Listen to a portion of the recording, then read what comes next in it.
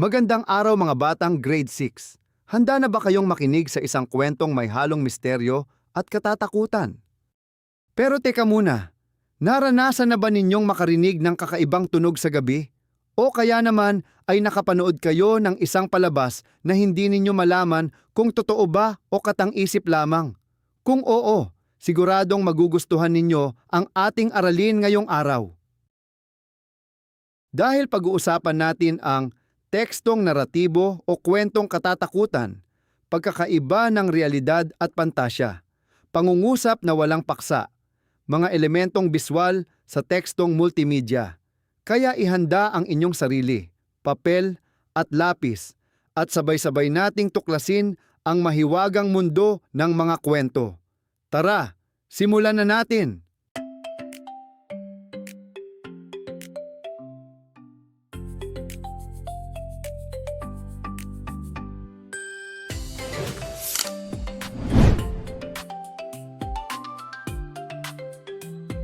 Bago tayo magpatuloy, balikan muna natin ang ating nakaraang aralin. Subukan nating tukuyin ang kaganapan ng pandiwa sa mga sumusunod. Halimbawa, uminom ng tubig ang matandang babae. Ano ang focus nito?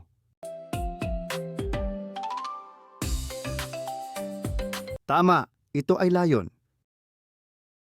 Nilabhan ni Jonah ang mga makukulay na bestida. Ano naman ang focus? Tama, ito ay tagaganap o aktor. Mga bata, mahilig ba kayong magbasa o manood ng mga kwentong may multo, kababalaghan o misteryo? Kung oo, siguradong pamilyar kayo sa mga ganitong palabas. Mga kwentong kababalaghan, mga nakatatakot na pelikula, mga misteryong hindi maipaliwanag. Ngunit tandaan natin, hindi lahat ng nababasa o napapanood ay totoo. May mga bagay na kabilang sa realidad at mayroon ding bahagi ng pantasya.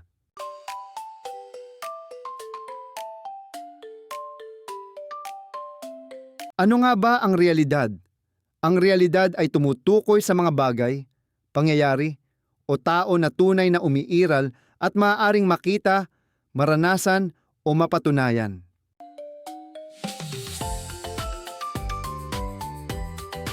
Mga halimbawa ng realidad, kasaysayan ng Pilipinas, talambuhay ni Dr. Jose Rizal, edukasyon sa bansa, ating pang-araw-araw na buhay.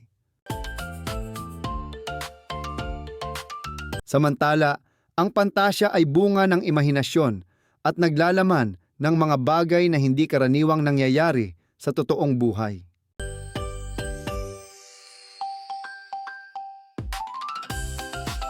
Mga halimbawa ng pantasya, Darna, Encantadia, mga diwata, mga kwentong katatakutan.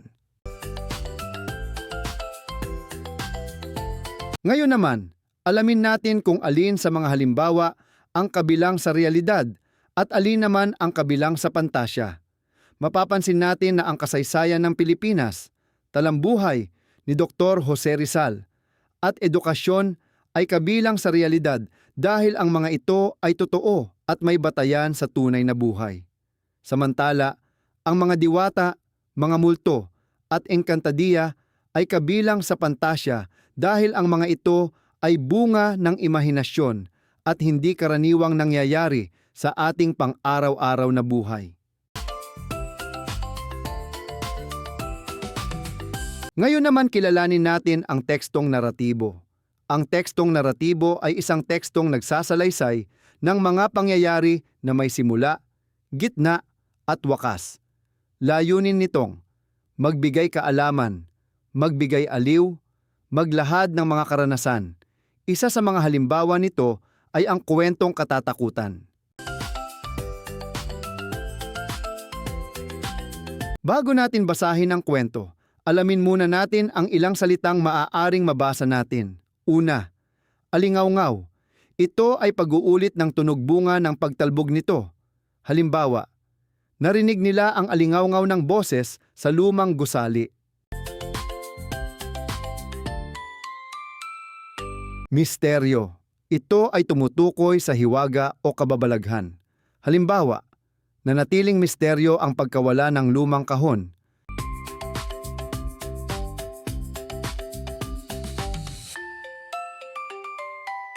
Lagim.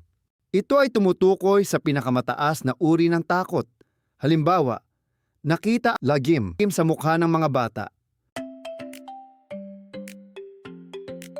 Sindak. Ito ay labis na pagkatakot. Halimbawa, sa sindak ay napasigaw si Ana. Ngayon ay pakinggan nating mabuti ang isang kwentong katatakutan na pinamagatang Ang Misteryo sa Lumang Hasyenda. May tatlong magkakaibigang sina, Andrea, Paul at Carmen. Sa gitna ng kanilang bakasyon ay nagpasya silang pumasok sa isang lumang hasyenda na kilala sa mga kababalaghan. Habang sila ay naglalakad, umulan. Kumulog ng malakas. Naramdaman nila ang kakaibang lamig at bigla nilang narinig ang isang mahiwagang boses.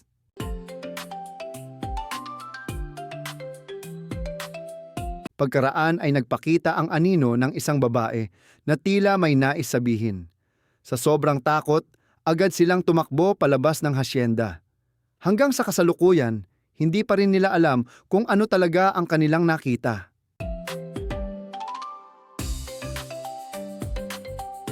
Sagutin natin ang ilang tanong. Tungkol saan ang kwento? Tama, ito ay tungkol sa karanasan ng tatlong magkakaibigan sa isang lumang hasyenda. Ano ang naramdaman nila? Takot, kaba at pagkagulat.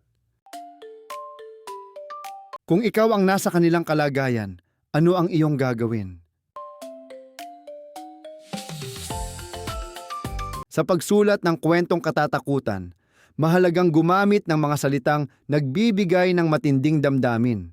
Halimbawa, madilim, misteryoso, malamig, anino, alingawngaw, lagim.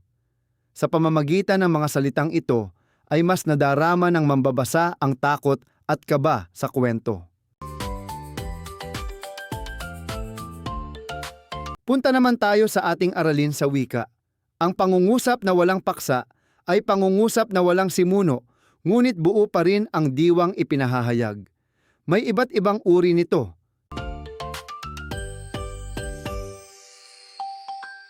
Eksistensyal, nagsasaad ng pagkakaroon o pagkawala. Halimbawa, may naghihintay pa, walang pumayag.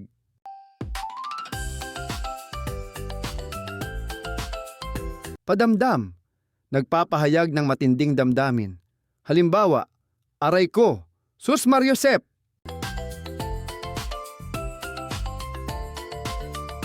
Pakiusap, nagpapahayag ng kahilingan. Halimbawa, pakiabot nga, makikisuyo po.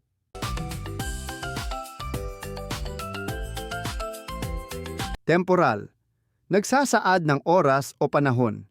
Halimbawa, hating gabi na, bakasyon na.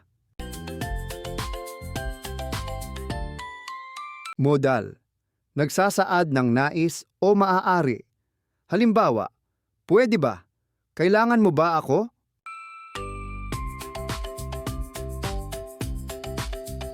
Kapandiwa, nagsasaad ng katatapos na kilos. Halimbawa, kakatawag lang, kakain pa lang.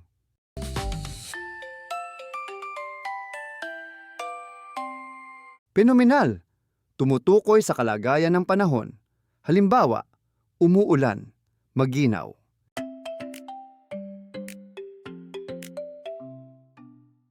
Panawag, halimbawa, psst, nene.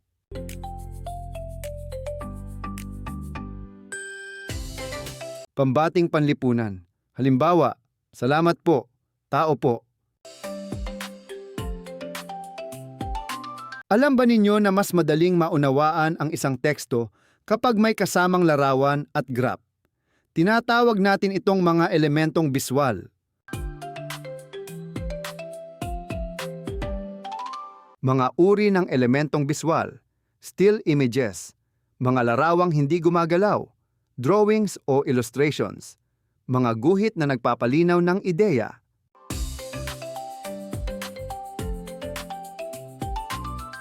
Graphs, ginagamit upang ipakita ang datos.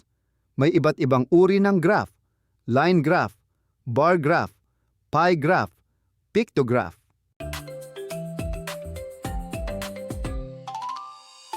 Icons, maliliit na simbolo na nagbibigay kahulugan sa impormasyon. Subukan ninyo ito. Kung kayo ay gagawa ng sarili ninyong kwentong katatakutan, ano ang magiging pamagat nito? Saan ito magaganap? Sino ang mga tauhan? At ano ang mahiwagang pangyayaring magaganap? Maaari rin kayong gumamit ng mga salitang misteryo, lagim, sindak, aling-aungaw upang mas maging kapanapanabik ang inyong kwento.